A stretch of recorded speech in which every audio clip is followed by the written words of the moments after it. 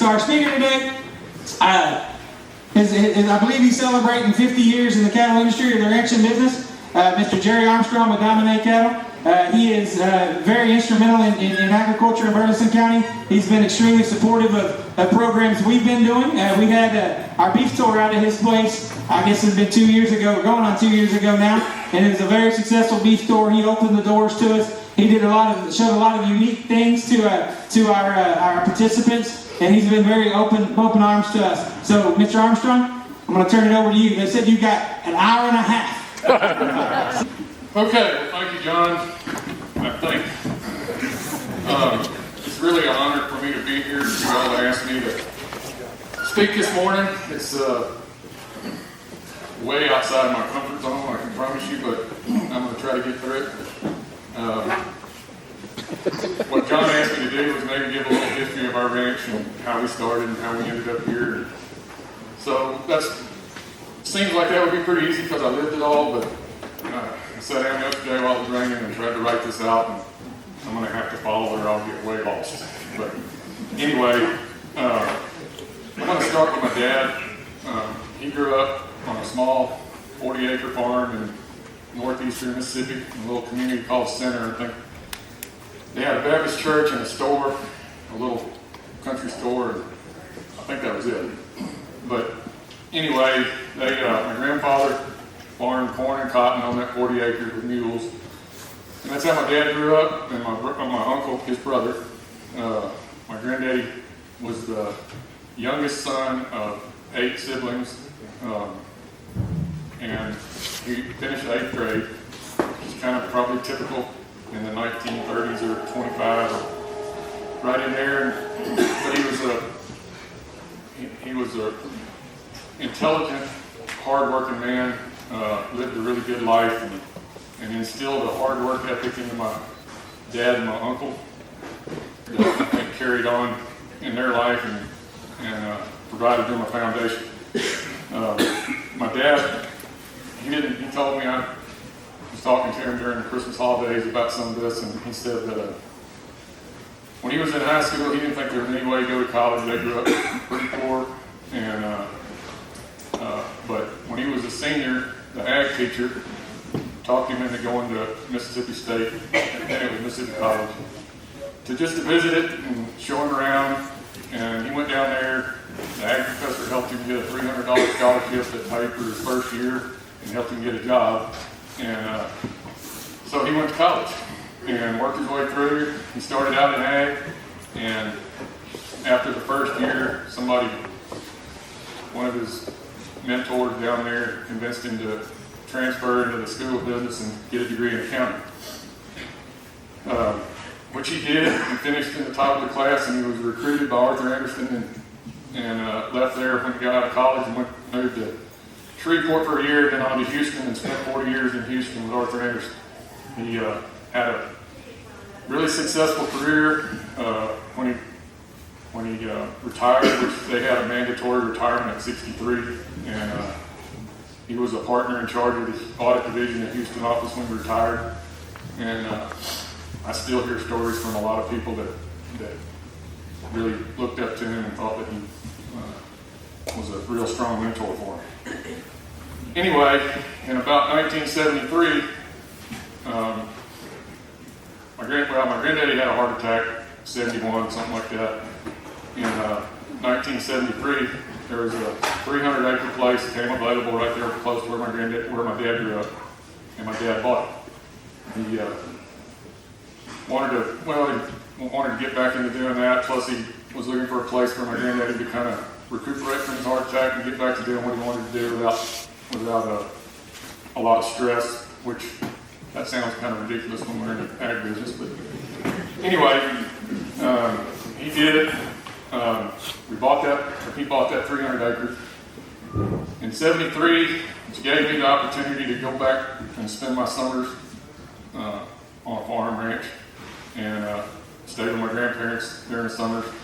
But that first summer was kind of pivotal because we bought that place and we went and met with the head of the animal science department at Mississippi State that summer, and that happened to be Dr. Bill Turner. And Dr. Turner turned out to be a really good friend the rest of my life with me, and he was kind of instrumental in getting us started in the direction that we ended up going. So he also recommended that we come to Bryan, Texas. The Walter Britton had F1 sale back then, one of the only ones I think in the country at that time. But anyway, in 1974, we bought 50 F1 heifers in Bryan, Texas, and shipped them to North Mississippi.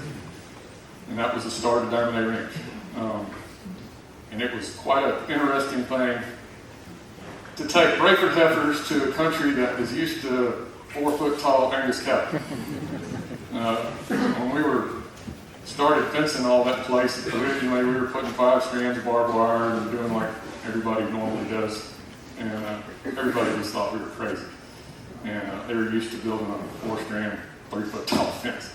But anyway, it's a good thing we did when we turned all those Brayford heifers out.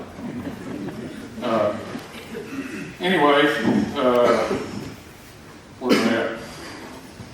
So we went on and kept doing what we did, and I graduated high school in Houston in 1976. Moved the next 2 or 3 days after I graduated, got loaded up and went to ranch in Mississippi, and I went to Mississippi State University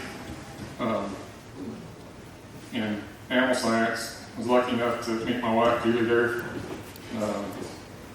Was a little rocky in the beginning when we did things, but anyway, we graduated, both of us, in animal science. I'll tell you that. Well, I can tell you a few stories, but I probably shouldn't do that. But anyway, Julie's dad was a farmer about halfway between where we were in Starkville, and we kind of started dating. And then the first time I went there, she drove up in a big dual-wheel cab tractor with a big disc on the back of it. She'd been plowing, and that was kind of impressive to me because it was a bigger tractor than I'd ever been around. But I can tell you, when she got out and she had them shorts on and she was driving the tractor and plowing, I was done. That was good.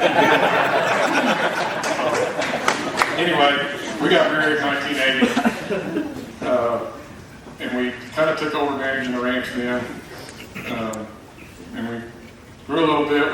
We'd grown to about 200 cows, and we started raising F1s,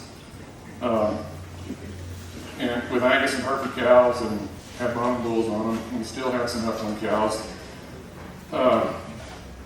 We learned that several things, but one of the things was we were raising the best cows around there, and the F1 cows we had were weighing 600, 650 pound kids even back then, and nobody could believe that they were just right off the cow, but you still couldn't sell those heifers very easily right there because nobody wanted to handle them, and they weren't that hard to handle, but it was different. It's not what they were used to.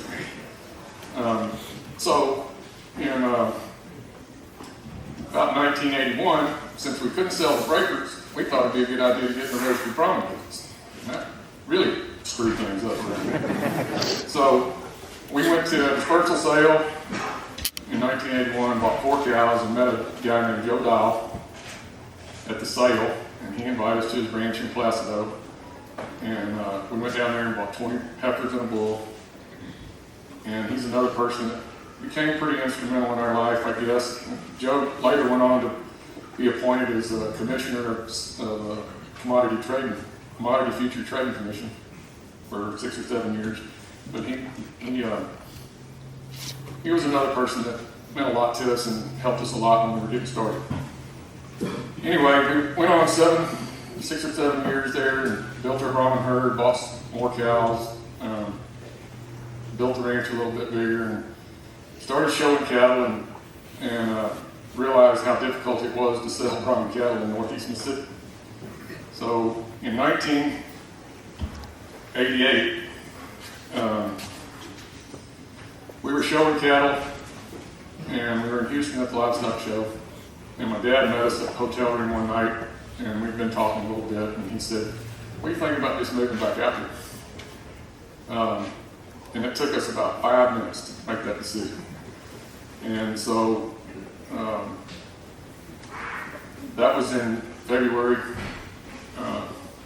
and I'm not, this could be a whole talk on what happened between there and July, but long story short, we found this place in Dime Box, and July 1st, we closed on it. 4th of July, we were like a gypsy caravan. It was Julie, we had Jessica then, she was 3 years old, I believe, and in a Suburban, and you could not see anything. It was packed so full. We had the biggest U-Haul trailer you could get, and we had a 32-foot cattle trailer and a ton truck, and we looked like Grandma and Grandpa going to town. But anyway, that was the first trip of many to move a ranch all the way 700 miles to here. And we made it. We had a pretty strong vision at that time of what we wanted to do, and we realized that it wasn't going to get accomplished where we were. We made a decision, and that turned out to be the best decision that we've made in our life, I think. We came to a place, not really because we were smart enough to come here, it just kind of fit the place, the area that we were wanting to be at, but it turned out to be, we couldn't be anywhere better. Anyway, the Lord has definitely blessed our family tremendously through the years, and allowing us to find this place and move here in this part of the world was definitely one of them. So we continued to grow after we got here. At one point, we had about 500 registered bone cows, 250 recip cows. We were doing a lot of embryo work, doing the whole registered thing. I won't get into too much, but we had a pretty good sized lease place in Poteet and had Brahman cows down there with a partner. And we were clicking along. We thought we were doing pretty good. Well, in, where's my years? 2003, December.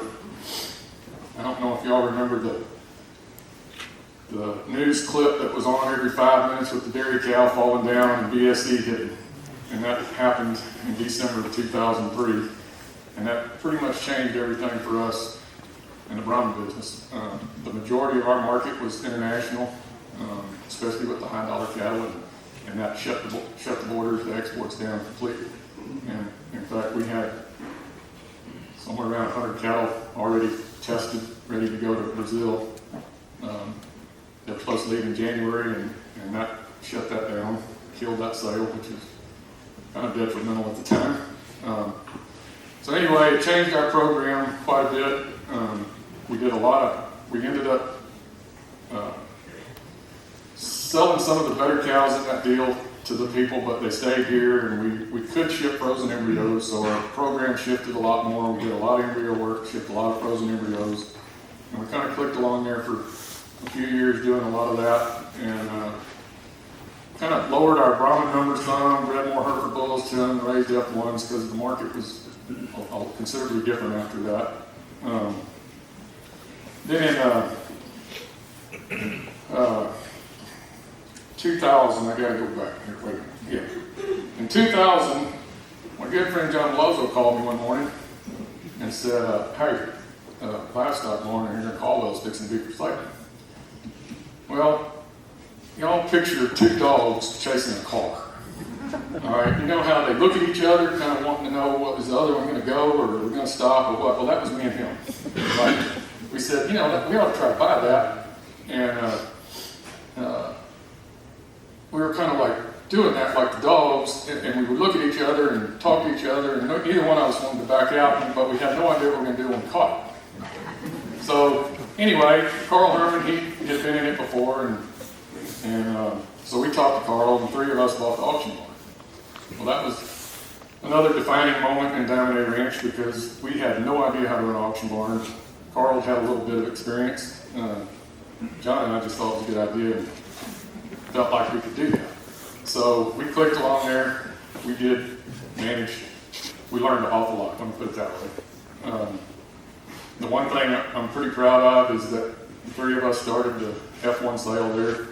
And I think it was probably one of the top 4 or 5 F1 sales in the state at the time. I mean, it was really easy. John was raising a lot of F1s, we were raising F1s, and we had a really high quality, good sale, and I'm somewhat proud of that we continued that. Anyway, We went along there. John finally realized that the auction barn takes a little more than 1 day a week of your time, and he was smart enough to get out of it a little bit earlier. I was not that smart, and I stayed in it 10 years. It was a real learning experience. Learned a lot about the industry and a lot about how things really went on, and enjoyed it while we were in it. But it does take a lot of your time, and I really wanted to focus more on the ranch, and it was just taking away too much. So we stayed in it 10 years, and we got out in 2010. During that period of time, though, we'd started, our Brahman cattle numbers had gone down a little bit, and we were still in it, but we started doing a lot of preconditioning on our own and for customers, and started to grow that. And then in 2009, we made the decision to disperse our Brahman herd. So we had a big dispersal sale there at this barn, and I think it was pretty successful. But anyway, we got out of the Brahman business and focused 100% on preconditioning and growing yearlings and our commercial cattle. Which the Brahman business, or the registered business, I learned is about somewhere between 25 and 50% production, and the rest of it's marketing. And I was never very good at marketing, and at that point, maybe we made the decision to get out, and I just wanted to get back to what I'm really better at, and what I was probably born to be, and that's just production. So anyway, we grew the background and stocker part of our operation quite a bit when we got out of the barn, and kind of went full bore there. And also in 2010, my daughter Melanie, we had a good friend that was a horse trainer, Joe Walter. And the summer of 2010, she went to Colorado with him to work for him for the summer. And this is kind of how things happen. And anyway, he went to a ranch in Colorado for the summer with his horses, where obviously the weather's more conducive for training. But the manager of that ranch, Melanie got to know him real well. And we went up there to visit and bring her back, and we got to know him a little bit. And we just happened to mention that, hey, if you ever have an opportunity for us to send cattle up here, we'd like to do it. So the next year he called, and we started sending cattle to Colorado for the summer. And that's grown a little bit through the years. We continue to do that. But the other thing about it is we developed a real good relationship with him and his wife, and so they're from Missouri, but they spend their summers in Colorado with the yearlings. And about 2019, I think, we were talking to him, and he wanted to maybe do something in the wintertime in Missouri while he's there. They bought a little place, and so we started a little satellite operation with him, doing the same thing in Missouri.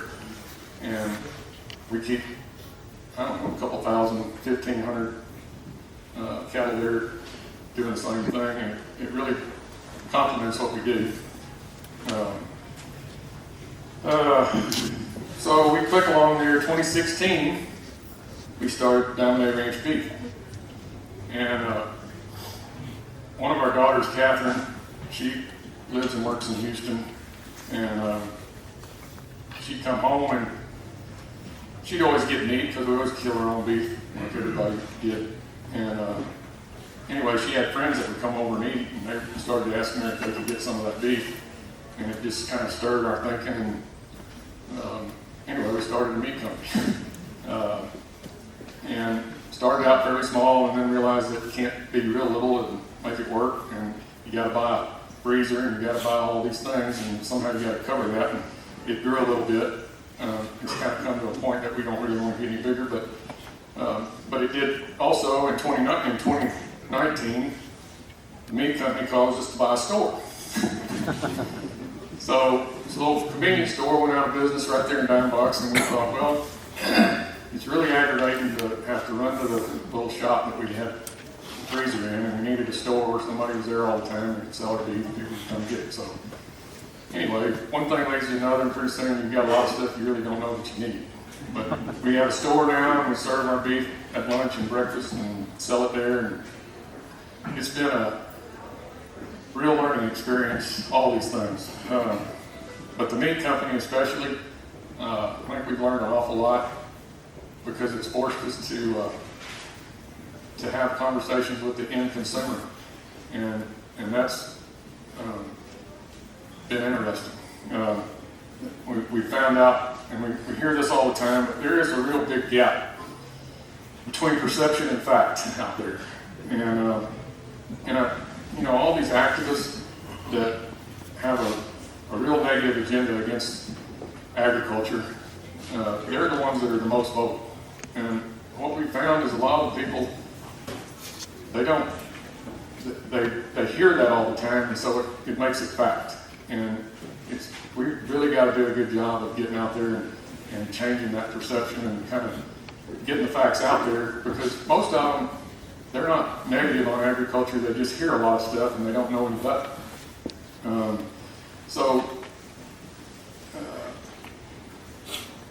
We got to get out and tell our story and get people to understand what we are.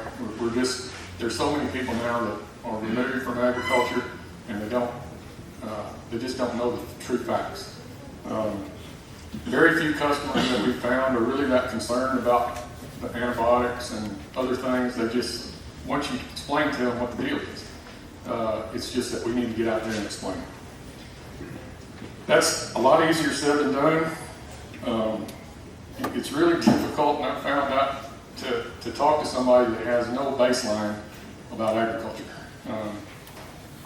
We take a lot of things for granted, and we expect that everybody understands a lot of little things that they don't. So you got to start way down. But I ran up on it. I want to share this. I think it's worthwhile. But I read an article a few years ago that Ron Gill wrote, and it was about the 5 freedoms of cattle. And he didn't come up with it, but I've tried to find that out, and I don't really know who did. But anyway, we try to operate underneath those 5 freedoms. And it's been kind of a fairly easy way to explain to some people that don't understand how we raise cattle and how what kind of stock people we try to be. But those freedoms are, we should raise them with the freedom from thirst, hunger, and malnutrition. That's number 1. Well, that's obvious, and we all try to do that. Number 2 is undue discomfort. They should have freedom from that. And that's a little bit tougher, but I don't think that really means that you got to have them in an air conditioner. What that means is that we got to provide them an environment from the extremes. I mean, we can't put them in a dry lot with no shade and it's 110 degrees outside, and we can't expect to leave them last week when it was 10 degrees without some kind of cover. And I think those are all achievable. You just have to keep it in your mind. The third one is freedom from injury and disease, which we do by prevention and treatment. And I think when you explain that to people, that's why it makes it a little easier to talk to them about antibiotics, because, I mean, we vaccinate and try to keep them from getting sick, but if something happens, you're not going to let them die. I mean, you're going to use what's available to you. And as long as we do that judiciously and we be good stewards, then I think people understand that, and we need to do that anyway so that we don't lose that ability. Fourth one is they need freedom to express their normal behavior. And that's pretty easy. You just provide them with space and companions. So we all run cattle in numbers, as long as they aren't in, I don't want to hammer on the dairy people, but as long as they don't put them in a crate by themselves, then we're pretty good on that. The fifth one is freedom from fear and distress. And I think the most stress you put on cattle is human induced. And so this is the one that we just constantly strive to be better stockmen and handle cattle as stress-free as we can. So we think that's important. That's how we try to manage and raise our cattle, and that gives us something to kind of talk with people about and let them know that, hey, we're doing what we can. I believe the Lord put cattle here for our benefit and the purpose, and their purpose is to produce beef. And as an ag producer, I'm not going to apologize for having a small part in the fact that Americans enjoy the most affordable, abundant, and safe food in the world. So, having said that, one of the other questions that I've been asked is, why do you do this? And that's a kind of a tough question to answer to somebody that doesn't do this, because when you start talking, it doesn't make any sense why we're doing this. As ag producers, I mean, we're putting up with, last week, it's 10 degrees, and you're out there all day long trying to keep water going and feed cattle and everything else. But there's a feeling that you can't really describe as an ag producer when you're trotting out across the pasture in May and the grass is good and the cattle look good and you're out there in the world. And I don't know how to put words to that, but there's just a feeling that if you're not a producer and you don't do that you can't really understand. It's just like weaning a real good set of calves. I'm sure harvesting a good crop, cutting hay when it's 3 bales to the acre. It's just hard to describe to somebody else the feeling that you get when you do that. So I'll continue to work on that.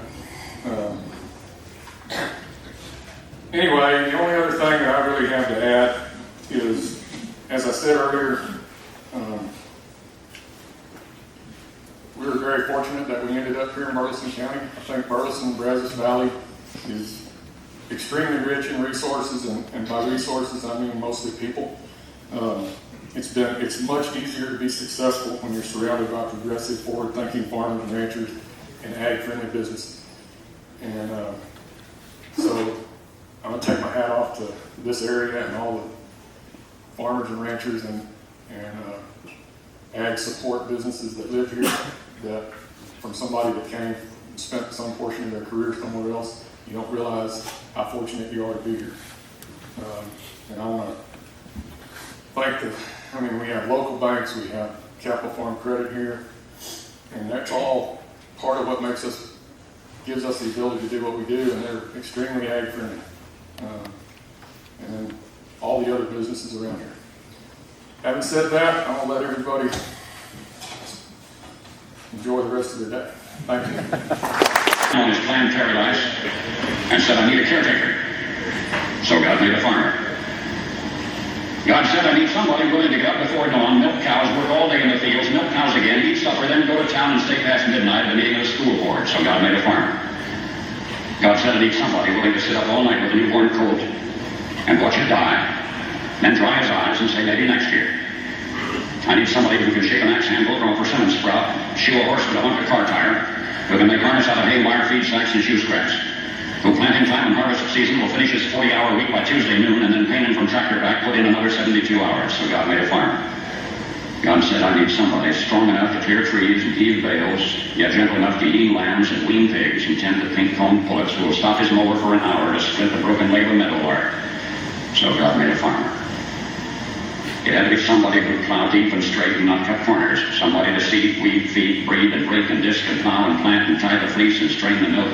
Somebody who would bail a family together with the soft, strong bonds of sharing. Who would laugh and then sigh and then reply with smiling eyes when his son says that he wants to spend his life doing what Dad does. So God made a farmer.